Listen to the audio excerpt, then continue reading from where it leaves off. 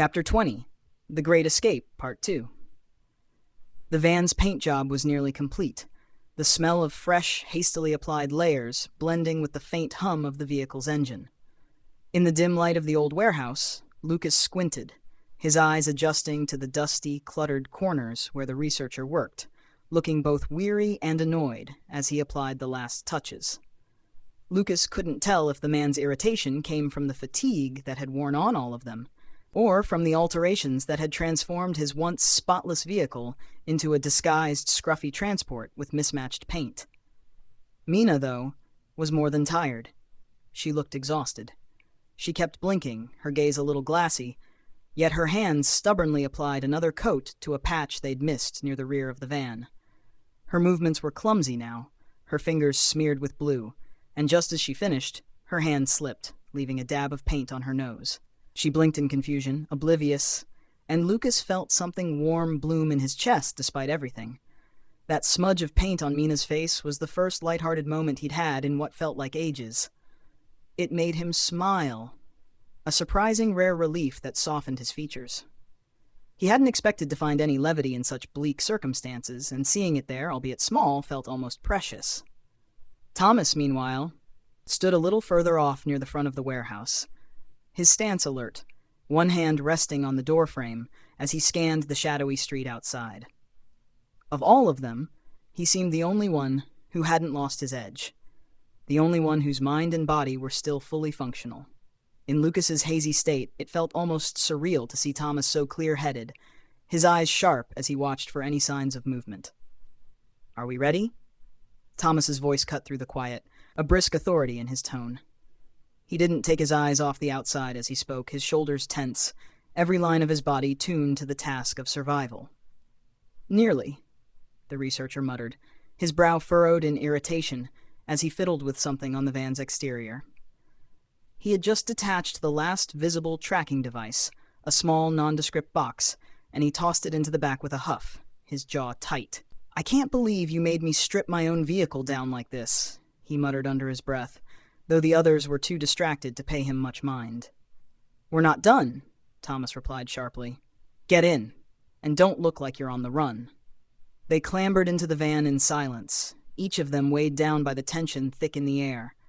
Once inside, the van lurched forward, its paint still slightly tacky as it creaked over the rough floor of the warehouse and out onto the darkened street. The researchers' knuckles tightened around the wheel as they made their way out, following Thomas's directions as they navigated through winding alleys and side streets. The back of the van was a confined space, packed tight with boxes of supplies they'd hastily thrown together. There were no windows back there, only the faint light from the front and the shadows cast by the streetlights as they moved. The engine's hum was a low, steady sound that reminded Lucas of the weight of their mission and the miles they had left to travel.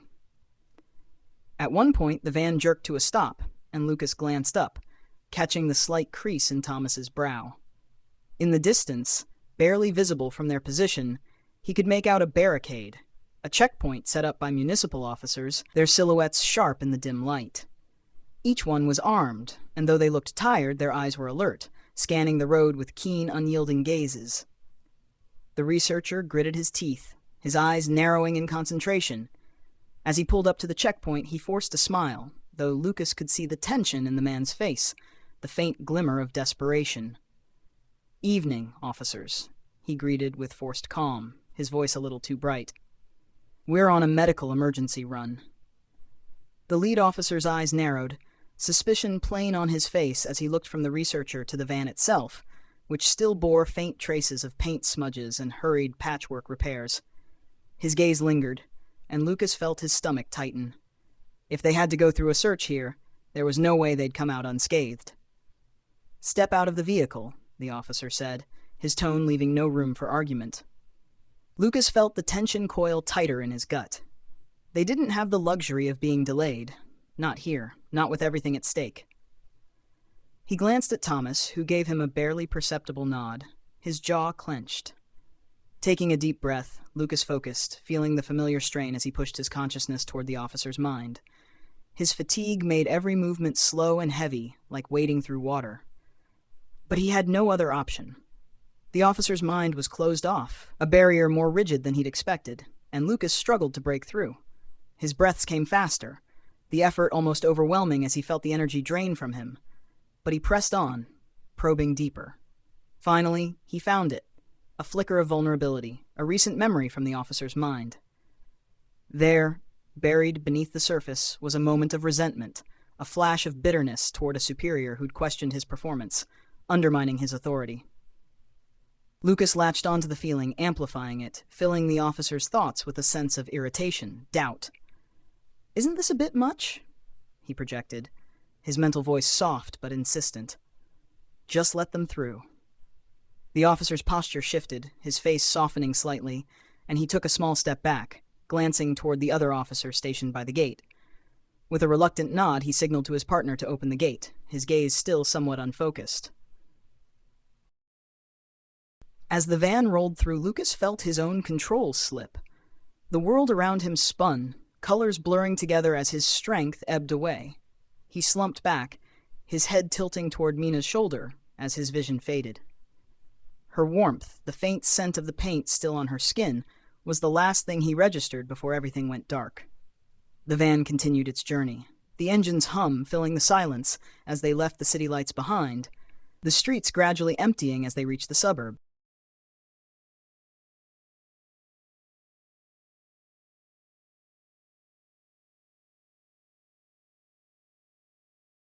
As the van rolled through, Lucas felt his own control slip.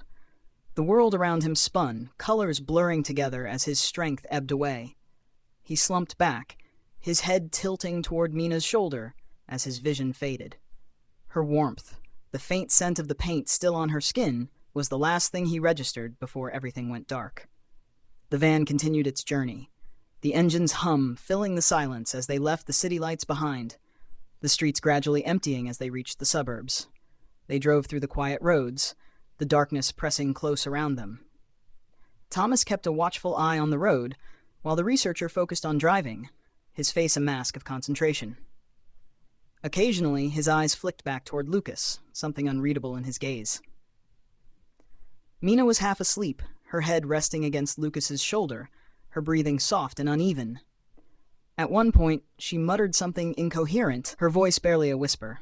But Lucas, caught in his dreamlike state, felt the faint trace of a smile on his lips. The weight of her exhaustion, the vulnerability in her voice, felt strangely comforting in the otherwise tense silence. For a brief moment, they were allowed a reprieve from the chase, the van carrying them through stretches of quiet road, empty of any signs of life. But soon, Thomas noticed something in the distance, a gleam of lights reflecting off the road. His expression darkened as they approached, a faint glint of dread in his eyes. This wasn't a municipal checkpoint. The vehicles were larger, and the uniforms distinctly different. "World Police," he muttered under his breath, a hard edge to his voice. It didn't make sense. They'd taken every precaution, changed routes twice. There was no way they should have been tracked this far out. The researcher's expression gave nothing away, though his grip on the wheel tightened, his gaze fixed ahead. They pulled into an alley, retreating just far enough to avoid being spotted. Thomas exhaled slowly, his eyes on Lucas's pale face. He gently shook Lucas's shoulder, his voice low but firm. "Lucas, wake up. We need you." Lucas stirred, his eyelids fluttering as he struggled to pull himself back to consciousness.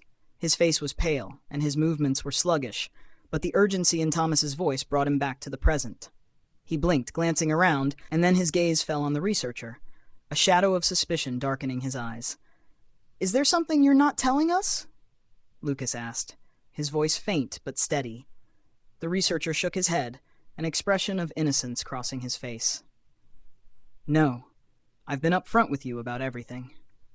Lucas's expression hardened, his jaw clenched as he leaned forward. "Are you hiding another way they're tracking us?" Mina, still half asleep, suddenly lifted her head and blurted out, "Is this the boss seat?" Her outburst was like a burst of static, momentarily breaking the tension, but it quickly faded as Lucas's gaze locked back onto the researcher, his eyes demanding an answer. The researcher hesitated, his eyes darting away. "There's a chip," he said slowly. It's embedded in your chest, Lucas. That's the only way they'd have been able to track us so precisely. Lucas went pale, his gaze shifting to Mina, who murmured something unintelligible, a faint smile on her lips as she nestled closer to him. He barely registered her words, his mind reeling from the revelation, and he found himself muttering, "This is your seat," before his eyes fluttered shut again. In the quiet, Thomas looked at the researcher with a hardened expression. He spoke quietly, his voice edged with steel. "Can you remove it?" The researcher's mouth tightened, his expression hesitant.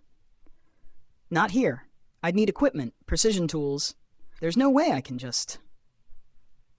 The sharp sound of Thomas's fist crashing into the headrest cut him off, the force of the blow reverberating through the van. "Enough with the excuses.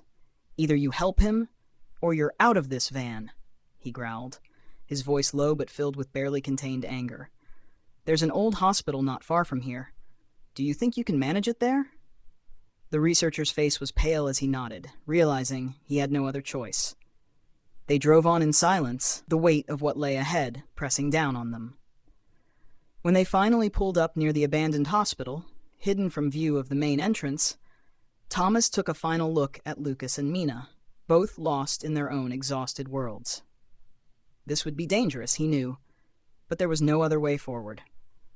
They were running out of time, and every second counted. With one last look at the researcher, Thomas steeled himself, knowing that the coming hours would demand every ounce of strength and willpower they had left.